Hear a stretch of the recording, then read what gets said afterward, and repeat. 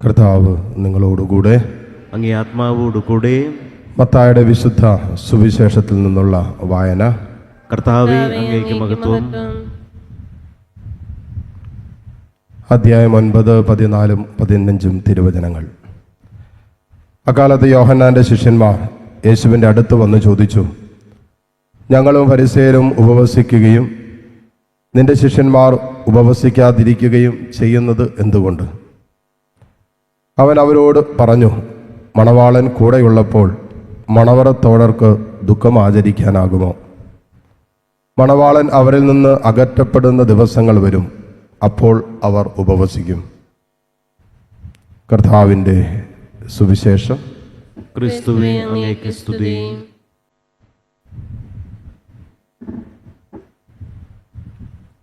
മിശിഹായിൽ ഏറ്റവും സ്നേഹമുള്ളവരെ, ഇന്നത്തെ 2 വായനകളും ഉപവാസത്തെക്കുറിച്ചുള്ള ചില ആലോചനകളും ഓർമ്മപ്പെടുത്തലുകളും നമുക്ക് തരികയാണ്. ഇത് രണ്ടിൻ്റെയും കൂടിയും ഒരു പശ്ചാത്തലമെടുത്ത് ഒരുമിച്ച് വായിക്കുമ്പോൾ, ഉപവാസം എന്ന് പറയുന്നത് നമ്മളിലേക്ക് ഒതുങ്ങുന്നതല്ല, മറിച്ച് നമ്മുടെ സഹോദരങ്ങളിലേക്കും ദൈവത്തിങ്കിലേക്കും നമ്മൾ ചേക്കേറുന്നതാകട്ടെ യഥാർത്ഥ ഉപവാസം എന്നാണ്. പലപ്പോഴും ഉപവാസമൊക്കെ അനുഷ്ഠിക്കുമ്പോൾ നമ്മൾ നമ്മുടെ ശരീരത്തിന് ചില താല്പര്യം തോന്നുന്ന കാര്യങ്ങളോടൊക്കെ നോ പറയും. ചില ഭക്ഷണം വേണ്ടെന്ന് വയ്ക്കും, ചില സമയങ്ങളിൽ നമ്മൾ ഭക്ഷണം കഴിക്കാതിരിക്കും. അങ്ങനെ പലപ്പോഴും ഉപവാസം നമ്മളിലേക്ക് തന്നെ ഒതുങ്ങുന്നതായിട്ട് മാത്രം മാറുകയാണ്. ഇന്നത്തെ ആദ്യ വായന നമ്മൾ കണ്ടു, നിങ്ങൾ ഉദ്ദേശിക്കുന്ന ഉപവാസം എന്ന് പറയുന്നത് നിങ്ങളുടെ ഇഷ്ടങ്ങൾ അനുവർത്തിക്കുന്നതല്ല. എന്നിട്ട് പറയാണ്, നിങ്ങളുടെ ഇഷ്ടം അനുവർത്തിക്കുന്നതിൽ നിന്നും ദൈവത്തിൻ്റെ ഇഷ്ടം അനുവർത്തിക്കുന്നതിലേക്ക് പലായനം ചെയ്യുന്നതാണ് യഥാർത്ഥ ഉപവാസം. അപ്പോൾ ഉപവസിക്കുമ്പോൾ ദൈവേഷ്ടം നിറവേറ്റുന്നുണ്ടോ എന്ന് കൂടി നമ്മൾ ആലോചിക്കേണ്ടതുണ്ട്. അതിനകത്ത് പ്രവാചകരുടെ കർത്താവ് പറയാണ്, എന്താണ് യഥാർത്ഥമായ ഉപവാസം? വിശക്കുന്നവന് ഭക്ഷണം കൊടുക്കുന്നതാണ് യഥാർത്ഥ ഉപവാസം. അപ്പോൾ നമുക്ക് വിശപ്പുണ്ടായിട്ടും ഭക്ഷിക്കാതിരിക്കുമ്പോൾ തീർച്ചയായിട്ടും നമ്മൾ ഉപവസിക്കുന്നു എന്ന് പറയും. ആ നമ്മൾ ഭക്ഷിക്കാതിരിക്കുന്ന ഭക്ഷണം അപരനിലേക്ക് എത്തുമ്പോഴാണ് ആ ഉപവാസം പൂർണ്ണമാകുന്നത്. അതാണ് പ്രവാചകനിലൂടെ പറയുന്നത്. നീ ഉപവസിക്കുമ്പോൾ, അല്ലെങ്കിൽ നമ്മുടെ മുമ്പിൽ വിശപ്പുള്ള ഒരുവനെ കണ്ടുമുട്ടുമ്പോൾ അവന് ഭക്ഷിക്കാൻ കൊടുക്കുന്നതല്ലേ യഥാർത്ഥ ഉപവാസം എന്ന് പറയുന്നത്. നമ്മുടെ ചുറ്റുപാടും വിശപ്പും ദാഹവുമായി കഴിയുന്ന എത്രയോ പേരുണ്ടെന്നറിയാമോ? നമ്മൾ വിചാരിക്കും ഈ ഭക്ഷണം കിട്ടാത്ത വിശപ്പാണെന്ന്. അത് ഒരു ഭാഗം മാത്രമേ ആകുന്നുള്ളൂ. വൈകാരികമായി വിശപ്പ് അനുഭവിക്കുന്നവര്, സ്നേഹത്തിൻ്റെ വിശപ്പ് അനുഭവിക്കുന്നവര്, ഒന്ന് മനസ്സിലാക്കപ്പെട്ടിരുന്നെങ്കിൽ, ഒന്ന് ചേർത്ത് പിടിച്ചിരുന്നെങ്കിൽ, ഒന്ന് അംഗീകരിച്ചിരുന്നെങ്കിൽ എന്നൊക്കെ ആഗ്രഹിച്ചുകൊണ്ട് ഈ വിശപ്പും ദാഹവുമായിട്ട് കഴിയുന്ന എത്രയോ പേര് നമ്മുടെ ചുറ്റുപാടുമുണ്ട്. അപ്പോൾ നമ്മുടെ സഹോദരനിലേക്ക് ഇറങ്ങിച്ചെല്ലാതെ നമ്മളെടുക്കുന്ന ഉപവാസത്തിന്, നമ്മളെടുക്കുന്ന നോമ്പിന് അതിൽ തന്നെ അർത്ഥമില്ല എന്നാണ് ഇന്നത്തെ വായനകൾ നമ്മൾ ഓർമ്മപ്പെടുത്തുന്നത്. എന്നിട്ട് വചനം കൂട്ടിച്ചേർക്കുകയാണ്, നഗ്നനെ ഉടുപ്പിക്കുകയും, വിശക്കുന്നവന് ഭക്ഷണം കൊടുക്കുകയും നഗ്നനെ ഉടുപ്പിക്കുകയും എന്ന് പറഞ്ഞാൽ അപരന്റെ ഒരാഗ്രഹം, ആവശ്യം മനസ്സിലാക്കി അവനെ സഹായിക്കുന്നത്. അപരന്റെ ഒരാവശ്യം ഞാൻ മനസ്സിലാക്കിയിട്ട് എൻ്റെ സഹായഹസ്തം നീട്ടുന്നതും ഉപവാസമാണെന്ന് പറഞ്ഞത്. ഭവനരഹിതരെ ഭവനം നൽകുന്നത് ഒക്കെ ഉപവാസമാണെന്നാണ് ഇന്നത്തെ യെശയ്യാ പ്രവാചകനിലൂടെ കർത്താവ് പറയുന്നത്. ഞാൻ എൻ്റെ എല്ലാ വർഷവും ഈ ആലയത്തിൽ കൊറോണ തുടങ്ങിയ ആ ഒരു ഓൺലൈൻ ധ്യാനം തുടങ്ങിയ നാളുകളിൽ എല്ലാ വർഷത്തെയും ജന്മദിനത്തിൻ്റെ അന്ന് ഞാൻ പ്രത്യേകം പറയാറുള്ള കാര്യമാണ്, നിങ്ങൾ എനിക്ക് ജന്മദിനത്തിന് ഒരു സമ്മാനവും തരണ്ട. പക്ഷേ നമ്മുടെ ചുറ്റുപാടും വേദനിക്കുന്ന ഒത്തിരി മക്കളുണ്ട്.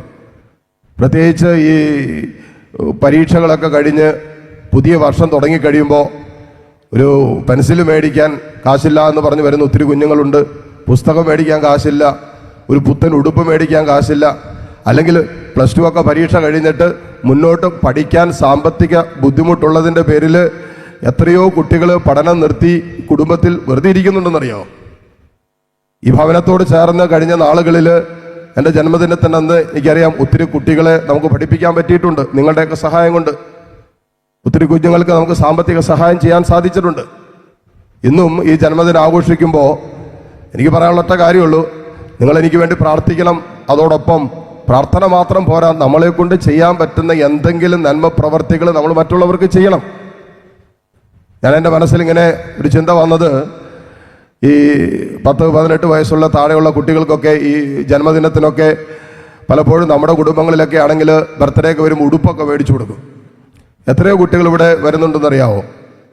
ജന്മദിനത്തിന് പോലും ഒരു ഉടുപ്പ് സ്വന്തമായിട്ട് മേടിക്കാൻ പറ്റുന്ന ഒരു സാമ്പത്തിക ശേഷി ഇല്ലാത്തവർ. എൻ്റെ അടുത്ത് പ്രാർത്ഥിക്കാൻ കൊണ്ടുവന്നൊരു കുഞ്ഞ് ഞാനിപ്പോഴും ഓർക്കുകയാണ്. അവള് 6 വയസ്സ് 7 വയസ്സെങ്ങാണ്ടുള്ളൂ. അപ്പം അമ്മയുമായിട്ട് പ്രാർത്ഥിക്കാൻ വന്നതാണ്. അപ്പോൾ ജന്മദിനമാണെന്നൊക്കെ പറഞ്ഞ് ഞാൻ ഒരു മിഠായിയൊക്കെ കൊടുത്ത് പ്രാർത്ഥിച്ച്, എന്നിട്ട് ഞാൻ പറഞ്ഞു, ഇന്ന് നിനക്ക് മോൾക്ക് പുത്തൻ ഉടുപ്പൊക്കെ കിട്ടുമല്ലോ എന്നൊക്കെ പറഞ്ഞപ്പോഴേക്കും ആ സഹോദരൻ വെച്ചാൽ അങ്ങനെ ഉടുപ്പൊന്നും മേടിക്കാനുള്ള ഒരു സാമ്പത്തിക ശേഷി ഞങ്ങൾക്ക് ഇല്ലച്ചാ. പള്ളി വന്ന് പ്രാർത്ഥിച്ചു പോയി, ഒരു കേക്ക് മേടിച്ചു കുഞ്ഞിന്. ആ ദിവസം ഒരു കേക്ക് കട്ട് ചെയ്യാനോ ഒരു ഉടുപ്പ് മേടിക്കാനോ ഒന്നുള്ള സാമ്പത്തിക ശേഷി ഇല്ല എന്നാ പറഞ്ഞേ.